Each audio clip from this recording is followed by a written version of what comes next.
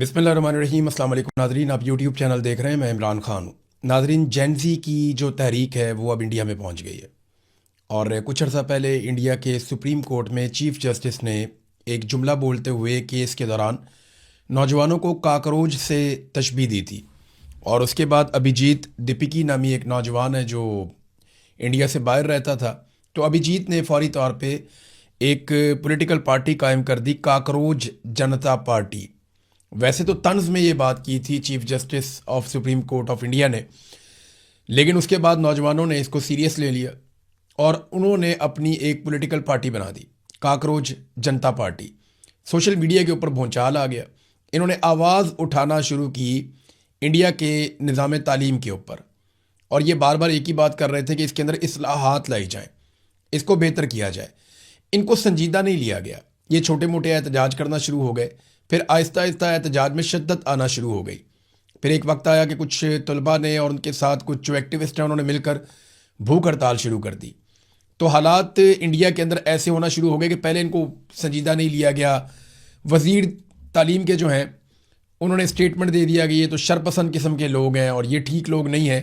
तो नौजवान इकट्ठे होते गए, नौजवानों की बहुत बड़ी तादाद इकट्ठी हो गई और गुज़िश्ता रोज़ उन्होंने दिल्ली के अंदर पार्लियामेंट की तरफ बढ़ना शुरू कर दिया। नौजवान इतनी बड़ी तादाद में आए कि पुलिस उन्हें रोक नहीं पा रही थी और बिलाखिर वो पार्लियामेंट के बाहर पहुंच गए। नौजवानों ने जाकर एहतजाज किया। उनकी एक मिनिस्टर के साथ मुलाकात भी हुई, जो सेहत का मिनिस्टर था, हेल्थ मिनिस्टर, उससे मुलाकात भी हुई और उन्होंने अपने मुतालबात भी पेश किए। नौजवानों को कहना है जो वज़ीर तालीम है उसने मजाक उड़ाया और वो इस्लाहात नहीं ला रहा तालीम में, जिसकी वजह से इंडिया के नौजवान पीछे रह जाते हैं। लिहाजा वज़ीर तालीम जिसका नाम है धर्मेंद्र प्रधान, उसको फारिग किया जाए और इसकी अब ज़रूरत नहीं है, और कोई ऐसा आदमी लाया जाए तालीम के मैदान में जो नौजवानों के लिए तालीम में इस्लाहात लेकर आए और इंडिया के हालात को, नौजवानों के हालात को बेहतर करे। देखें, ये नौजवान इतनी बड़ी तादाद में थे कि पुलिस को लाठी चार्ज करना पड़ा, पुलिस को वहाँ पे आंसू गैस फेंकनी पड़ी। मनाजिर जब मैंने ड्रोन की फुटेजेस देखी तो ऐसा लगा जैसे इंडिया भर के नौजवान वहाँ पे दिल्ली से सारे निकल के इस तरफ को आ गए। तो नौजवान बड़ी तादाद में पहुँचे, बड़े कमिटेड थे, उनके साथ उनके बैग्स थे, थोड़ा बहुत खाने पीने का सामान और पानी की बोतलें थीं। याद रहे कि अभी गर्मी का मौसम है और इस वक्त वहाँ पे काफ़ी गर्मी है, लेकिन इस गर्मी के बावजूद नौजवान ना सिर्फ आए बल्कि उन्होंने पुलिस का मुकाबला किया। पुलिस ने उनके ऊपर बदतरीन लाठी चार्ज किया। कई नौजवान लाठियाँ खाते थे और खड़े रहते थे और वो बार बार कहते थे कि मारो हमें और मारो, हमें एक ही दफ़ा मार दो लेकिन हमें हमारा हक दो। ये सूरत हाल पैदा हो गई और फिर पुलिस ने वहाँ पे आंसू गैस चलाई, नौजवानों पे लाठी चार्ज की, उन्हें धक्कम पेल की, उन्हें वहाँ से धकेला, उनका स्टेज वहाँ से रिमूव किया गया। बहुत बड़ी नफरी पुलिस की बुलाई गई, बहुत बड़ी तादाद में पुलिस को इकट्ठा किया गया। लेकिन आप देखेंगे अभी तक की रिपोर्ट के मुताबिक एक भी नौजवान मरा नहीं है और ना ही इंडिया की पुलिस ने या फौज ने इन नौजवानों पे गोली चलाई। ये दिल्ली के अंदर आए भी, ये पार्लियामेंट के बाहर पहुंचे भी, इन्होंने अपना एहतजाज भी किया, अपने मुतालबात भी रखे, वहाँ पे मार कुटाई भी हुई, धक्कम पेल भी हुई, लेकिन इसके बावजूद इंडियन सरकार ने इन नौजवानों पे गोली नहीं चलाई। पाकिस्तान में एक नया ट्रेंड हम देखते हैं कि अब पाकिस्तान की मिलिट्री एस्टेब्लिशमेंट फौरी तौर पे गोली चलाने का ऑप्शन ले लेती है और उसके लिए जो कॉन्फिडेंस चाहिए होता है वो उन्हें डोनाल्ड ट्रंप से मिल जाता है कि डोनाल्ड ट्रंप का हाथ हमारे सर पे है, गोली वोली मार भी देंगे, कुछ 10 15 20 लोग मारे जाएं तो फ़र्क नहीं पड़ता। आज़ाद कश्मीर में जो डाटा है वो 50 से ऊपर पहुंच गया है शोहदा का, 50 से ज़ायद शोहदा का डाटा है। अभी पिम्स के अंदर एक और नौजवान की शहादत हो गई है, उसे भी गोलियां लगी थी आज़ाद कश्मीर में। तो यहाँ तो परवाह ही नहीं करते, गोली मारते हैं इंसान को। लेकिन इस वक्त जो सूरत हाल है इंडिया में, नौजवानों ने अपने मसल शो किए हैं और आने वाले दिनों में ऐसा लगता है कि ये एक बहुत बड़ा ख़तरा बन जाएगा नरेंद्र मोदी के लिए। नरेंद्र मोदी जिसे काफ़ी कोशिशों के बावजूद कांग्रेस शिकस्त नहीं दे पाई, बाकी मुखालफीन जो है वो नरेंद्र मोदी को नहीं तोड़ पाए, उसको नहीं हिला पाए उसकी जगह से, और नरेंद्र मोदी ने पैसे के ज़रिए से, ताकत के ज़रिए से सिस्टम के ऊपर पूरा अपना कंट्रोल और अपनी पकड़ बना के रखी। लेकिन अब ये नौजवान जो हैं वो ऐसा लगता है बुनियादें हिला देंगे नरेंद्र मोदी की।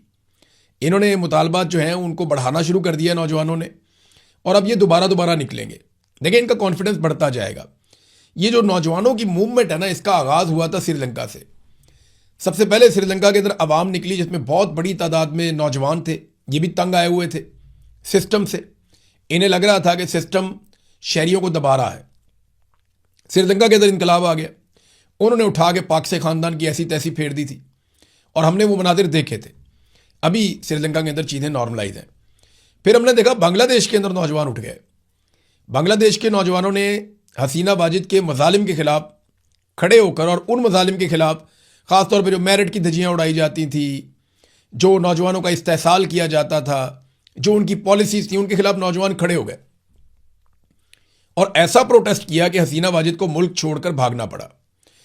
और हसीना वाजिद के मजालिम की दास्तानें जो खुलकर फिर बाहर आई हैं, जो लोग जबरी तौर पे लापता किए गए वो छूट छूट कर आए कई कई साल के बाद। तो बड़ा जुल्म, 15 साल तक हसीना वाजिद ने जुल्म किया था। नौजवानों ने कंट्रोल ले लिया अपने हाथ में बांग्लादेश का। वहाँ पे एक इलेक्शन हुआ, उसके नतीजे में एक नई हुकूमत बनी है बांग्लादेश में। आज हालात बेहतर है।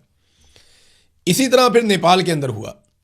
नेपाल में नेपो किड्स थे, वहाँ की जो रॉयल फैमिली है उनके बच्चे, वो वीडियोस बनाते थे अपनी अय्याशियों की, अपनी ज़िंदगी की बड़ी खूबसूरत वीडियोस बनाते थे कि ये सहूलत है, ये गाड़ी है, ये प्लेन है। तो वो बहुत खुशहाल ज़िंदगी गुजार रहे थे, लेकिन वो वीडियोस बना के वो पब्लिक करते थे, जैसा कि जरदारी साहब के बच्चे भी कभी कभी करते हैं। तो उससे नौजवानों के अंदर एक गुस्सा पैदा हुआ और वो इतना बढ़ता चला गया कि नेपाल में भी ये सब हो गया। अब आप देखें, श्रीलंका, बांग्लादेश, नेपाल और फिर अगला मुल्क आता है इंडिया। ये मुल्क है भी इसी तरतीब से, इस तरफ को आप आते जाएं तो एक ही जगह पे है। तो इंडिया में अब नौजवान खड़े हो गए हैं और ये जेनजी है। ये वो जनरेशन है जिसको हम जेनजी कहते हैं, यानी वो नौजवान जो 25 साल के आसपास की उम्र के हैं, इससे ऊपर नीचे। तो ये जेनजी नौजवान है और इन्होंने अब मुसीबत डाली हुई है इंडिया के अंदर। ये बढ़ते जाएंगे, ये मेरी प्रिडिक्शन है। मैंने जब आपको पहली दफ़ा ये बताया था ना कि काकरोच जनता पार्टी, उन्होंने एक पार्टी बनाई है जो सोशल मीडिया के ऊपर वायरल हो गई है। मैंने आपको तब भी कहा था कि ये प्रैक्टिकली आहिस्ता आहिस्ता बड़े होते जाएंगे। फिर जब वो इंडिया पहुंचा, मैंने आपको तब भी बताया था कि इसका जो फाउंडर है वो इंडिया पहुंच गया और अब वो बड़े एहतजाज के अंदर आज वो फाउंडर भी मौजूद था, बाकी नौजवान भी मौजूद थे और नौजवान खुद क़यादत कर रहे हैं।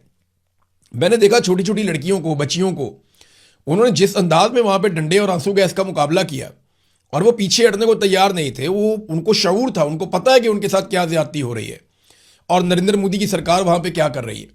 तो आहिस्ता आहिस्ता अब वहाँ पे भी नौजवान, इंडिया में ये जेनजी का बुखार यहाँ तक पहुँच गया। अगला मुल्क है पाकिस्तान। तो पाकिस्तान के नौजवानों को भी अब तैयारी पकड़नी पड़ेगी, क्योंकि जिम्मेदारी तो नौजवानों पर आनी है। अल्टीमेटली पाकिस्तान के नौजवानों को ये रिस्पॉन्सिबिलिटी लेनी पड़ेगी, चाहे नौजवान इस्लामाबाद, रावलपिंडी के हों, खैबर पख्तूनख्वा, पंजाब, सिंध, बलूचिस्तान, खैबर पख्तूनख्वा या गिलगित बल्तिस्तान के नौजवान हो या कश्मीर के नौजवान हो। देखें ना, कश्मीर में भी अभी जो तहरीक आई है वो नौजवानों ने किया है। ये कोई बूढ़े लोग, बहुत बुजुर्ग लोग नहीं हैं, बहुत तजर्बाकार लोग नहीं हैं। कोई बेकरी वाला है, कोई दुकान वाला है, कोई नया नया वकील बना है। तो ये सारे छोटे छोटे मिडिल क्लास के घरों से उठे हुए नौजवान हैं और स्कूलों के बच्चे बच्चियाँ आते हैं वहाँ पर धरने के अंदर और बड़ी तादाद में नौजवान शिरकत कर रहे हैं उन एहतजाजों में जो आज़ाद कश्मीर में हो रहे हैं। उसके ऊपर मैं आपको बाद में बताता हूँ। लेकिन अब पाकिस्तानी नौजवानों को अल्टीमेटली अपने हुकूक के लिए खड़ा होना पड़ेगा, ये देखे बगैर कि कौन सी पॉलिटिकल क़यादत उनको लीड करती है या नहीं करती। ज़रूरत नहीं है ना, पॉलिटिकल पार्टीज के पास नॉर्मली ऐसा विजन नहीं है जो मौजूदा हुकूमत के अंदर, खास तौर पर वो तो सिर्फ अपने बच्चों को बना रहे हैं। नवाज शरीफ को मरियम नवाज और उसके बच्चों से बाहर दिखाई नहीं देता, जरदारी को अपने बेटे से बाहर दिखाई नहीं देता। ख्वाहिश तो देखो ना, उसने कभी इस ख्वाहिश का इजहार नहीं किया कि मैं चाहता हूं कि पाकिस्तान का नौजवान इक्तदार में हिस्सेदार बने। नहीं, वो कहता मेरी ख्वाहिश है कि मेरी जिंदगी में मेरा बेटा वजीर आजम बन जाए एक दफ़ा। आप देखें ना उनकी ख्वाहिशात कैसी हैं, वो अपनी फैमिली से बाहर जाती ही नहीं है। तो नौजवानों को पाकिस्तान में तालीमी इस्लाहात के लिए, नौकरी के एक जैसे मौके के लिए, बुनियादी इंसानी हकूक़ की फराहमी के लिए, नाइंसाफ़ी के ख़ात्मे के लिए, जो अकरबा परवरी होती है, यहाँ पे अपने ही लोगों को रेवड़ियाँ बांटी जाती हैं, उसके खिलाफ, और नौजवानों के मैंडेट का एहतराम कि नौजवान जो बात करते हैं, जिसको वोट डालते हैं, वहाँ पे वो मैंडेट उसको मिलना चाहिए। खेलों के मौके, सेहत के मौके, ये उन्हें मिलने चाहिए। इन मामलात के अंदर इस्लाहात होनी चाहिए। फिर मेरिट का क़याम होना चाहिए पाकिस्तान में, निज़ाम इंसाफ होना चाहिए और शफाफ होना चाहिए, आज़ादी सारे राय होनी चाहिए। इंटरनेट बार बार पाकिस्तान में बंद कर देते हैं, मोबाइल फ़ोन बंद कर देते हैं, ये सिलसिले पाकिस्तान में बंद होने चाहिए। करप्शन, रिश्वत, सिफारिश, इन सारी चीज़ों के खिलाफ पाकिस्तानियों को आज नहीं तो कल उठना पड़ेगा और ये जिम्मेदारी पाकिस्तान के नौजवानों को अपने हाथ में लेनी पड़ेगी।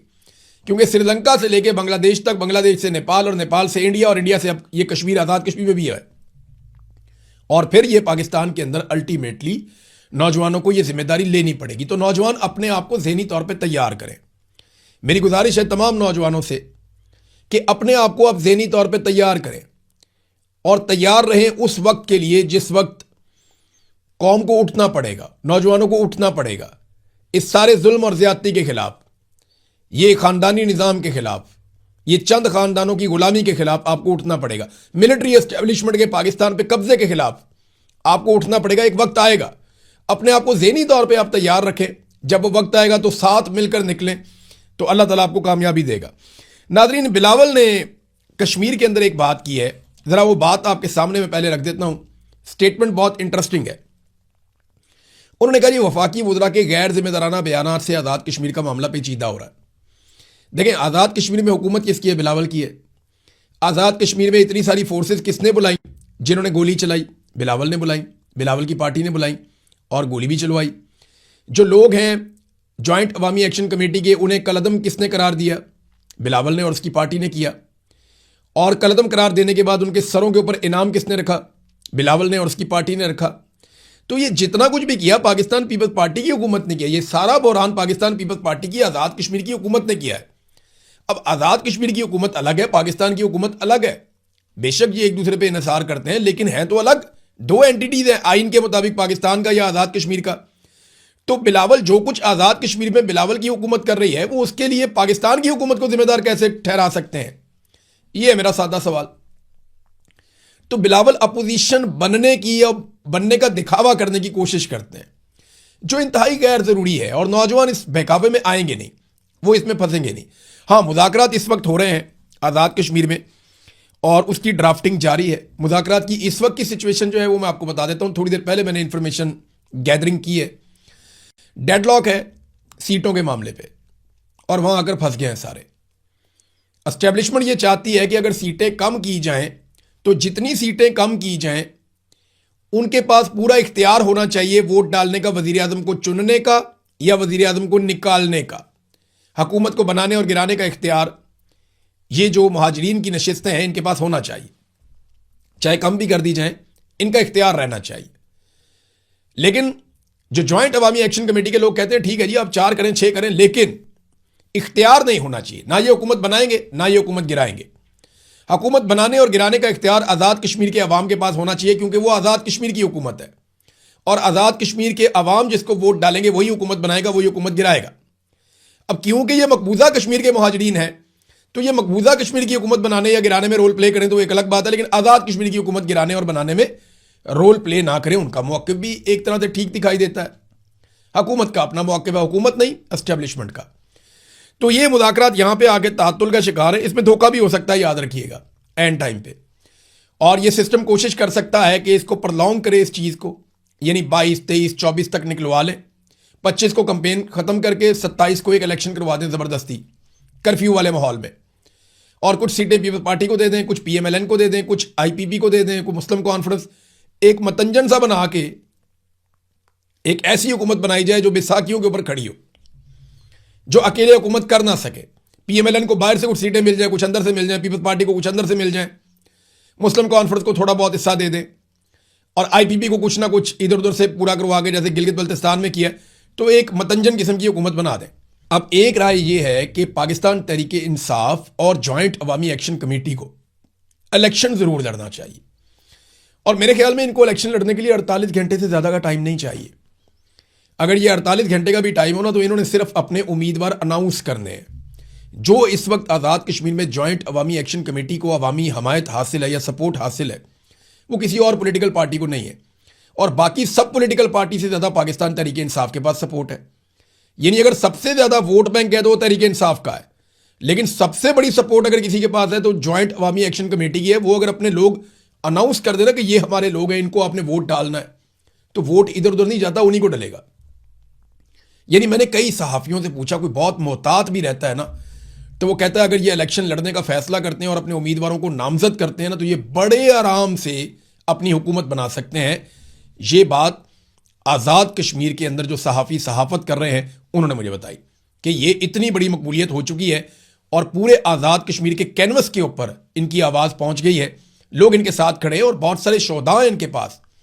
23 तारीख को वो शोधा की याद में एक दिन मनाने जा रहे हैं। 50 से ज्यादा शोधा की लिस्टें आ चुकी हैं, सैकड़ों जख्मी हैं। तो ये इस वक्त आप उनको नहीं हरा सकते इलेक्शन के मैदान में। अगर वो आ जाते हैं तो बस शर्त सिर्फ एक है, जैसे आज़ाद कश्मीर के लोग हर चीज़ पे पहरा देते हैं ना, जैसे खैबर पख्तूनख्वा के लोगों ने नताइज हासिल किए थे, या जैसे खैबर पख्तूनख्वा के लोग बैठ गए थे जाकर पोलिंग स्टेशंस के बाहर और आरओस के दफ्तरों के बाहर कि जनाब हम तो रिजल्ट लेकर उठेंगे, हमें हमारी जीत का नोटिफिकेशन दिया जाए। ये 33 नशिस्तें हैं टोटल। इन 33 नशिस्तों पे अगर बैठ के अपना रिजल्ट लेकर अवाम उठे ना तो फिर मसला ही कोई नहीं, फिर बड़े आराम से वहां पे हुकूमत तब्दील हो सकती है, एक नई हुकूमत बन सकती है। तो ये अब एक और भी सिचुएशन है जिसके ऊपर डिस्कशन हो रही है।